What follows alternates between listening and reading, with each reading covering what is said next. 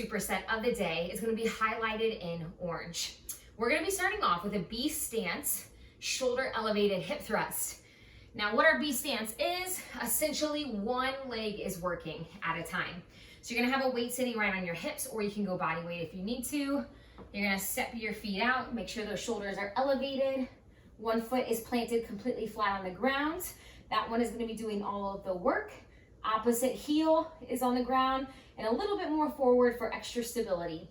Drop the hips towards the ground, power up for 1, hold 1, 2, nice and controlled on the way back down. Power up for 1, hold 1, 2, chin is tucked, core is engaged, glutes are fired up on whatever leg is working. So for me, my left leg, and then you'll switch. Moving on to the second exercise of the superset, we have our assisted dips. For this one, you can use that same elevated surface.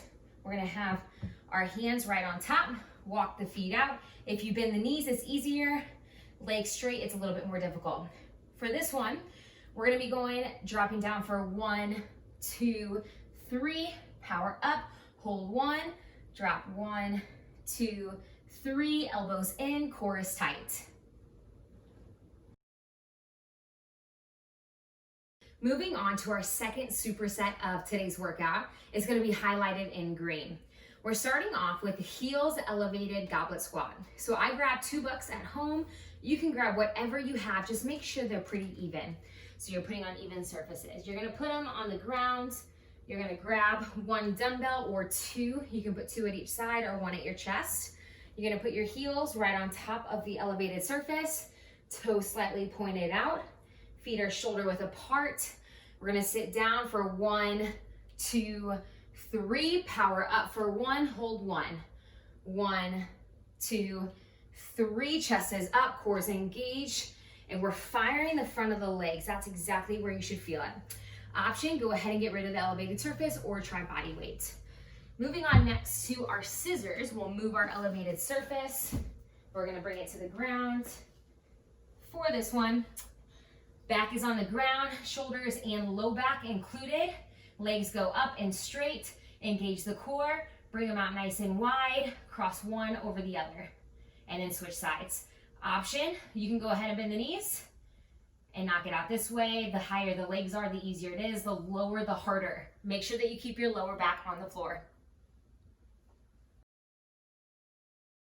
Moving on to our next exercise, we have the renegade row. Now this one, a little bit more challenging, working all of the muscles in the body. You're gonna have dumbbells underneath your chest, get in the plank position, feet shoulder width apart, hips down and core engage, drive the elbow back, dumbbell goes in towards the hips, nice and controlled on the way down. Option for this one, bring it to your knees, hips stay forward, pull the dumbbell in, try not to rock side to side. We wanna keep everything squared towards the ground.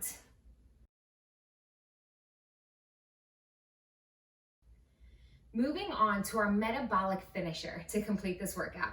We have 2 exercises that we're gonna try to do for 2 to 3 rounds, if not more if you can. So we're gonna start off with a kettlebell swing. We're gonna use a dumbbell. Grab a heavier dumbbell if you can. We have a whopping 50 reps. Toes are pointed out, chest is up. Push your hips back. We have the lats engaged. We're driving through the heels, pushing the hips forward and squeezing at the top. Now, if that one is a little bit too much, you can always go lighter on the weight to start. Your next movement we have for 25 reps. It's called our dumbbell push press. So we have our elbows slightly in, dumbbells right over the shoulder. We're gonna stand shoulder width apart, bend those knees, power up, use the momentum coming out of that drive with the heels to power up the dumbbells.